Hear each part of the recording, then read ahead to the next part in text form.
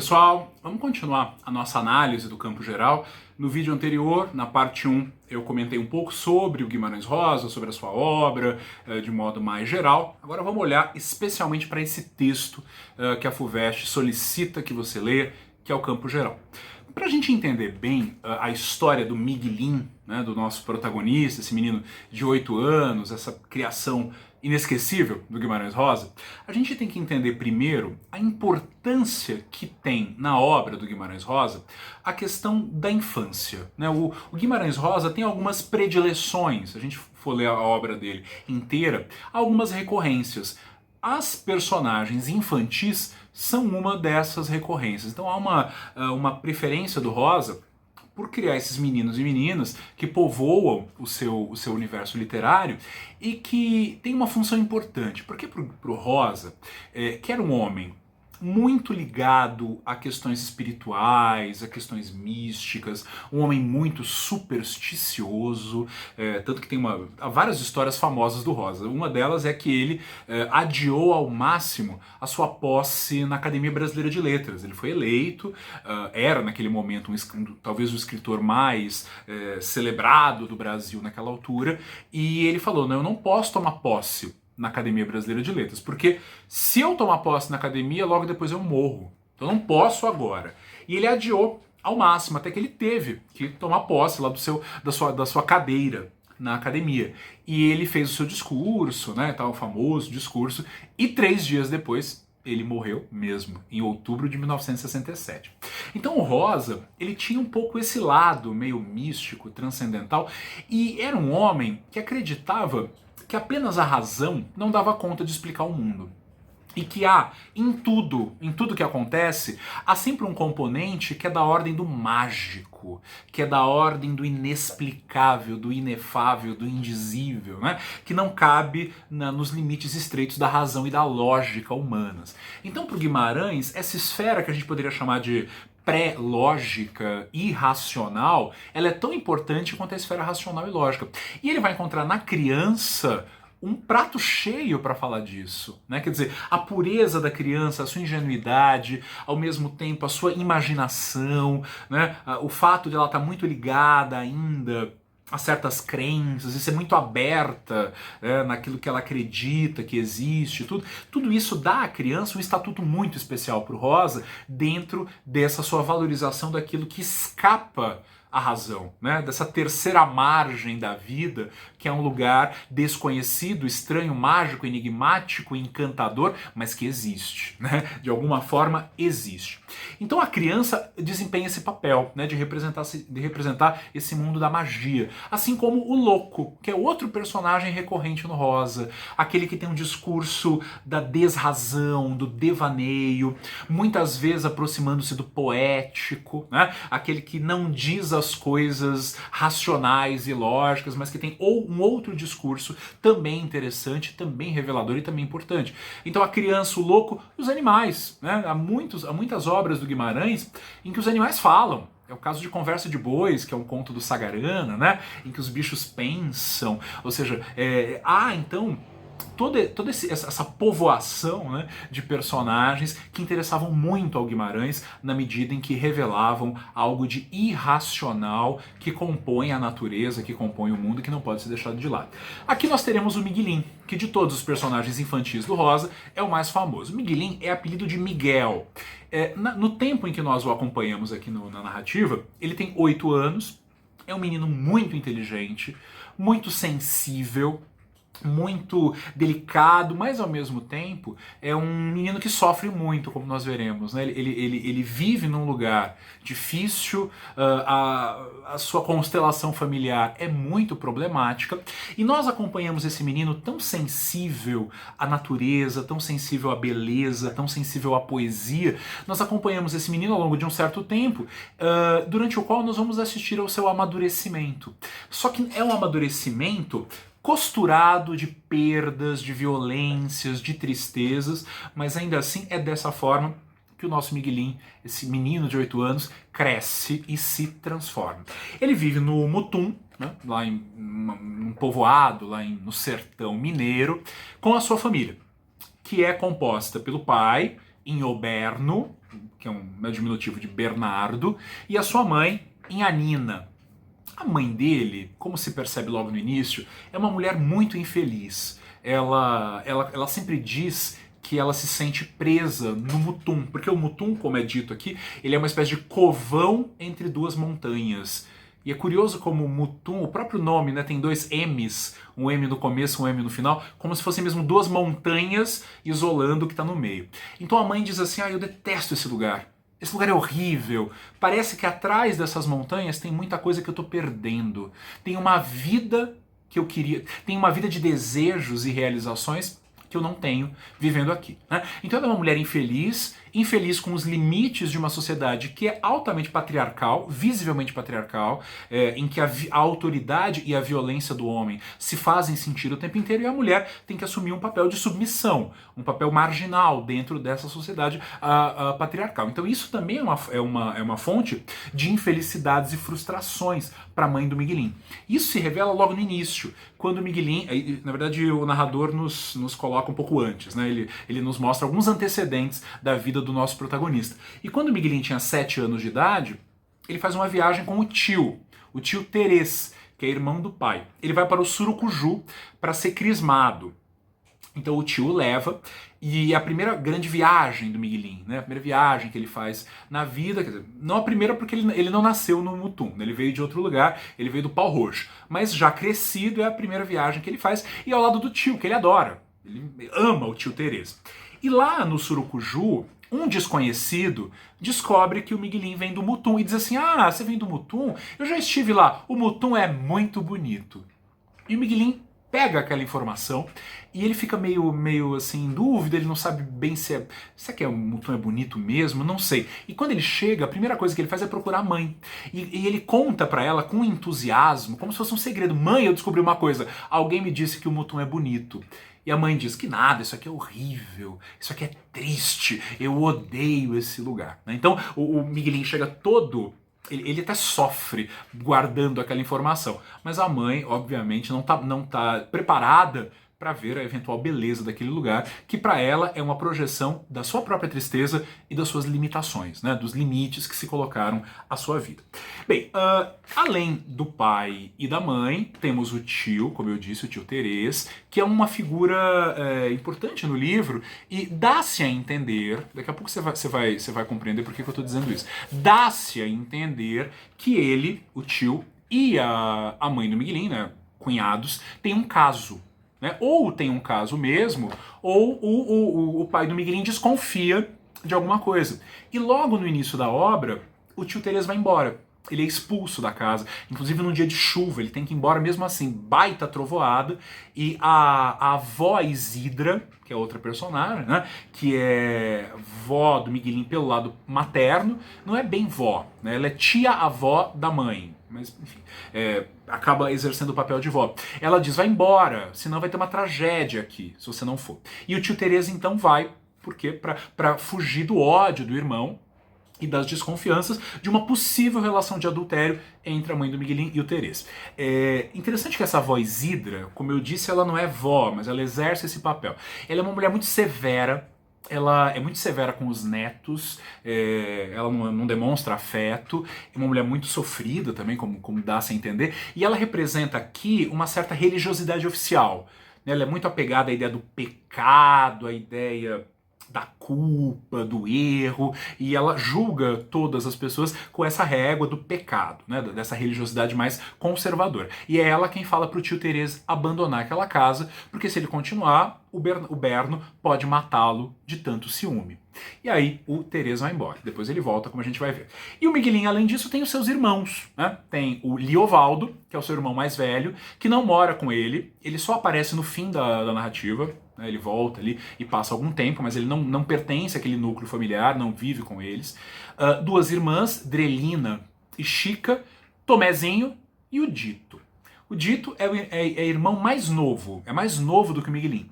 Só que apesar de ser mais novo, ele é o mestre do Miguelín, porque o Dito, ele tem uma sabedoria incrível. Uma sabedoria infantil, mas ele é capaz de dizer coisas altamente verdadeiras e contundentes na sua simplicidade. Ele tinha 5 anos, né? criança de tudo. Mas diz o narrador, ele é uma pessoinha velha em nova. Então, embora ele fosse um menininho, parecia um mestre, um sábio de 100 anos de idade. Tamanha a sua maturidade e a sua percepção das coisas. E o dito é um amparo para o Miguelin. Quando o Miguelin está em dúvida, quando o Miguelin não sabe o que fazer, quando o Miguelin não sabe o que ele está sentindo, quando ele precisa de ajuda ou de conselho, ele busca sempre o dito. Então o dito é irmão, é amigo, é conselheiro, é mestre, é alguém que o Miguelin ama e não saberia viver sem. E é curioso que o dito é um apelido, né? O nome, assim como Miguelin é apelido de Miguel, dito é apelido de Expedito. Vai haver um momento do livro em que o papagaio começa a dizer o nome do menino, né? Expedito. Expedito, se você for olhar no dicionário, é o nome de um santo, claro, mas se você for olhar no dicionário como adjetivo, expedito quer dizer rápido, ágil, ligeiro, eficiente, né? Fazer algo de forma expedita. Então é justamente o nome que diz tudo sobre a pessoa. Ele é muito rápido, ele pensa rápido, ele é ágil e ele diz tudo que precisa ser dito, embora ainda com uma cabeça e uma linguagem de criança, né? Então esse é o universo do familiar, do Miguelin. É importante dizer uma coisa que você não pode ignorar. A gente sabe muito sobre o Miguelin. A narrativa tem mais ou menos 100 páginas, e nessas 100 páginas a gente mergulha no Miguelin, nos seus conflitos, nos seus problemas, nas suas dores, nas suas alegrias, mas o narrador não é em primeira pessoa. Não faria sentido uma criança de 8 anos narrar, né? Isso limitaria muito a narrativa. Então nós temos um narrador em terceira pessoa, ou seja, um narrador que não participa dos acontecimentos. Só que esse narrador, ele está totalmente colado, ele está totalmente aderido à perspectiva do Miguelin.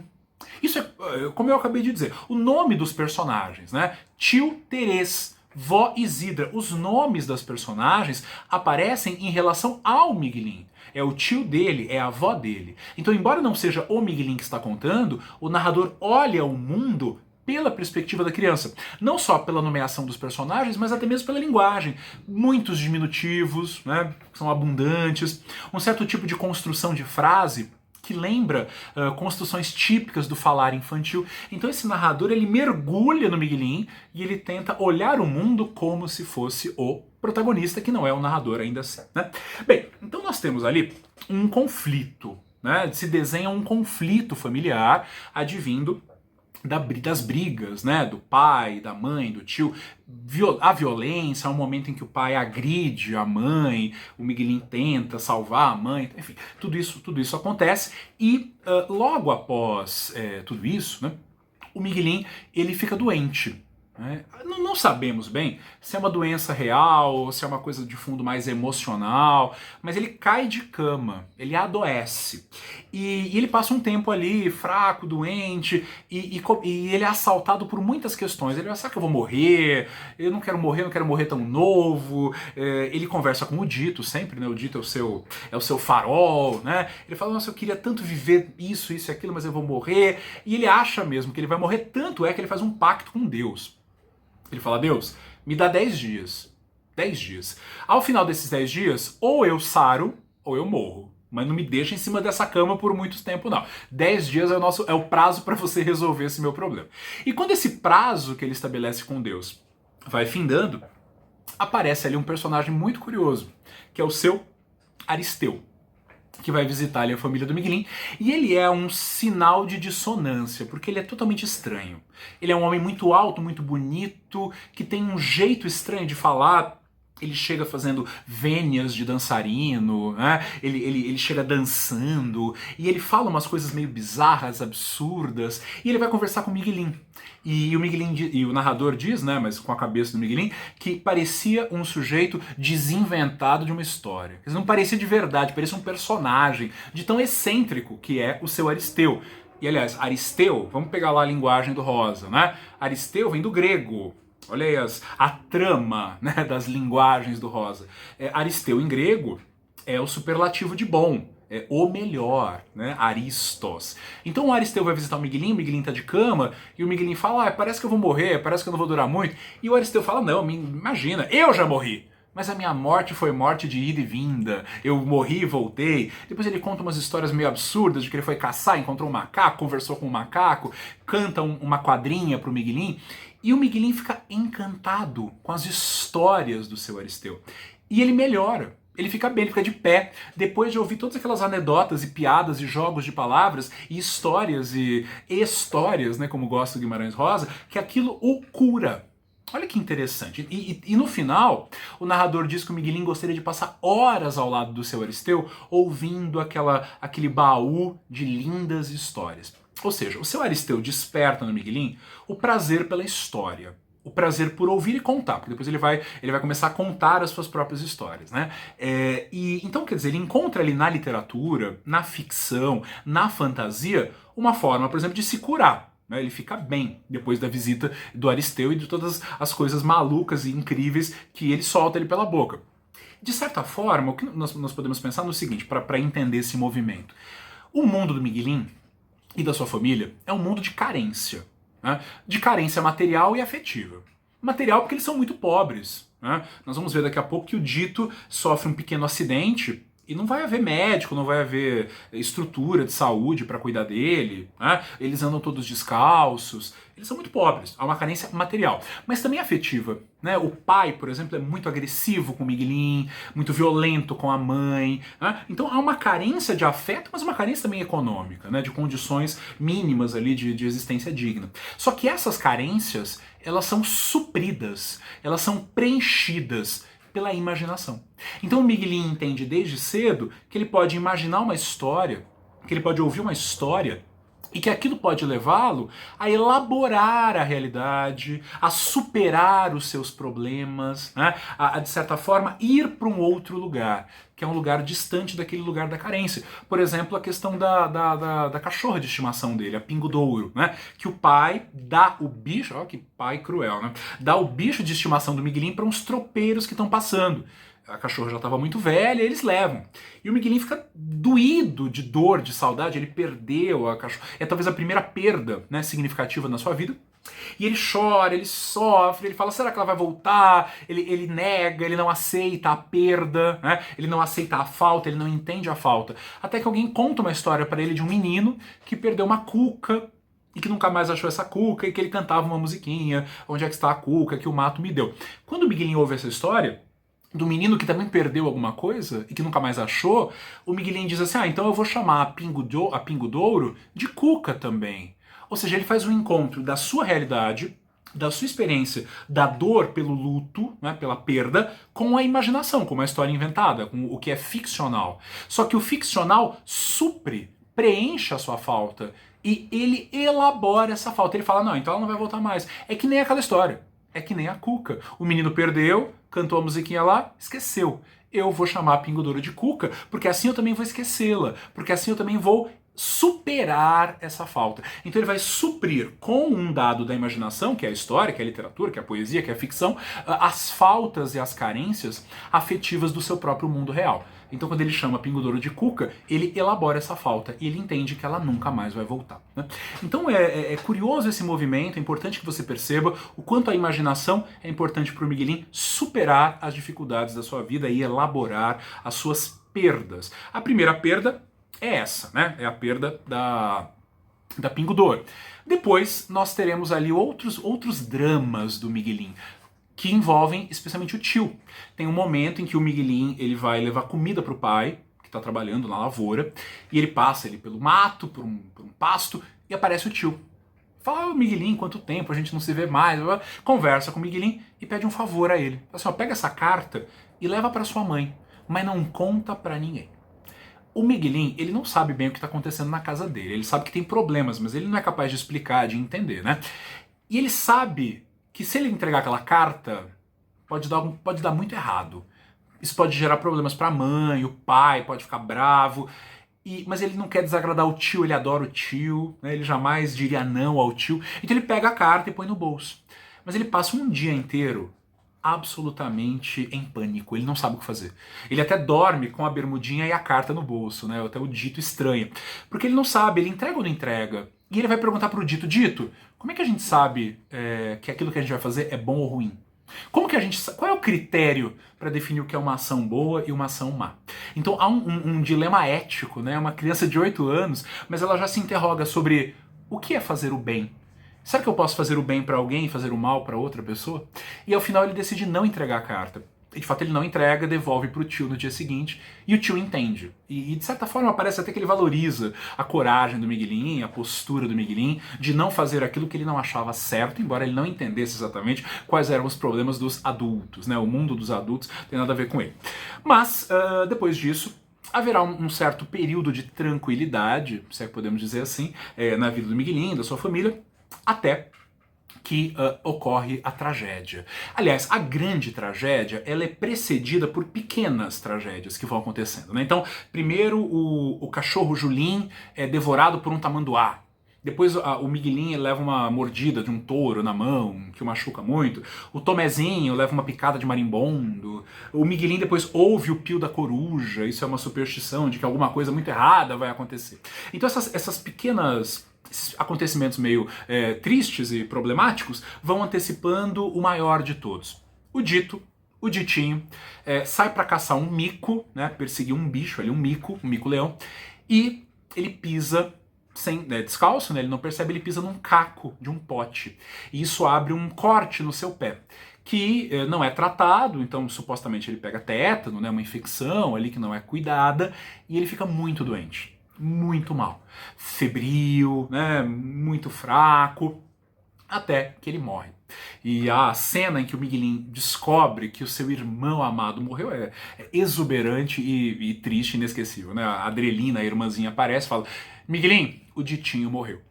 Então essa perda, ela é muito grande pro Miguelin, né? Ele perde não só o irmão, mas ele perde o guia, aquele para quem ele pedia conselhos, aquele com quem ele aprendia sobre a vida. Então ele vai passar muito tempo absorvido pelo luto da morte do Dito, né? Então o narrador diz assim que tudo perdeu o peso de ser. Né? Então as pessoas, as coisas, o mutum, nada mais importava para o Miguelin.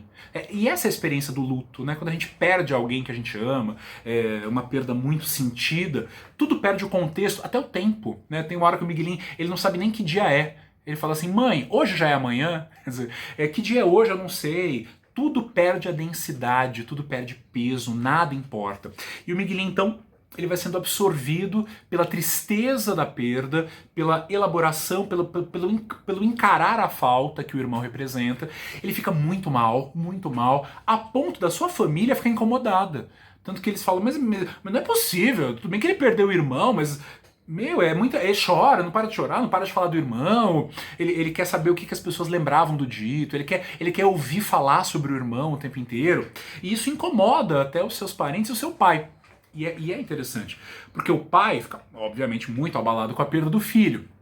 E uma das formas dele expressar essa dor é transformá-la em raiva do Miguelin.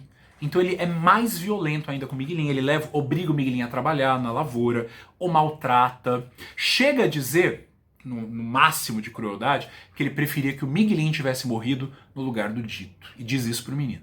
Então ele vai criar um ódio do Miguelin, né? Vai maltratá-lo, ao momento em que ele espanca o filho na frente de todo mundo. As mulheres da casa gritam, dizem: não, para, e o Inhoberno bate no filho. E aí, enquanto o Miguelin tá apanhando, ele não chora, ele se segura. E depois vem um pensamento: quando eu crescer, eu vou matar o meu pai. E ele começa a rir. Né? Veja que também dentro desse menino, os sentimentos são absolutamente confusos. Né? Como é que eu posso amar alguém que me despreza tanto, que me agride tanto, que não é capaz de entender a minha dor, de respeitar o meu luto, né? E aí, depois disso, né, depois de todas essas perdas, a agressividade do pai, o ódio que o pai despeja, a mãe que não consegue intervir em favor do filho, né, acaba ocupando ali um papel muito passivo. Ao final de tudo isso, o Miguelin fica doente. E agora ele fica doente de verdade. Ele fica mal mesmo. Você imagina uma criança de 8 anos passando por todas essas dores e tristezas, né? Ele fica muito doente.